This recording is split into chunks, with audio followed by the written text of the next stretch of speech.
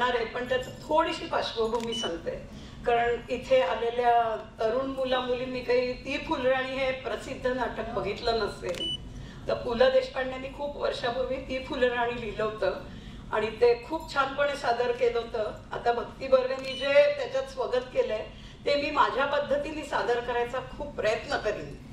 फक्त काय, ती फुलवाली असते मंजुळा नावाची, आणि तिला 2 भाषाशास्त्राचे प्रोफेसर ते दोघांमध्ये पैज लावतात की आपण हिचं शुद्ध बोलायलाच लावू हिला मराठी. असं काय मास्तर साहेब, गधडी काय, नालायक काय, हरामजादी? थांब, तुला शिकवील चांगलाच धडा, तुझ्या पापाचा भरलाय घडा. मोठा समजतो स्वतःला मास्तर, अरे तुझं गटारात घालते शास्त्र. तुझं मसणात गेलंय ज्ञान, तुझ्या तोंडात घालीन शान.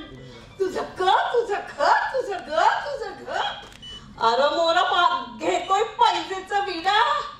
तुला शिकवीन चांगलाच धडा, तुझा उत्तरीन समजा माज, मग येशील गुंडाळून नाच. माझी मागून येशील चाटत बुट, मग म्या म्हणन काय आणि कडे कुठं. हात पसरून मागशील भीक, तेव्हा म्या म्हणन अरे जरा शुद्ध बोलायला शिक.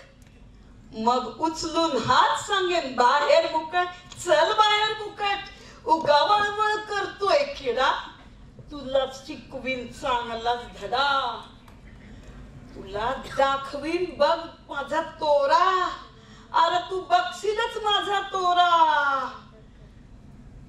तरुण तरुण पोरा येतील गोंडा घोळवत माझ्या माग, दाराशी घोळवीत गोंडा, तर या पोरांचा दारात लोंडा.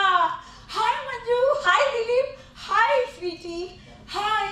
समजे धरत्याल मंजूचे पाय, कोणी आणतील सिल्कची साडी, कोणी आणतील मोत्याची कुडी, कोणी घालतील फुलांचा सडा. तुला शिकवेन चांगला धडा.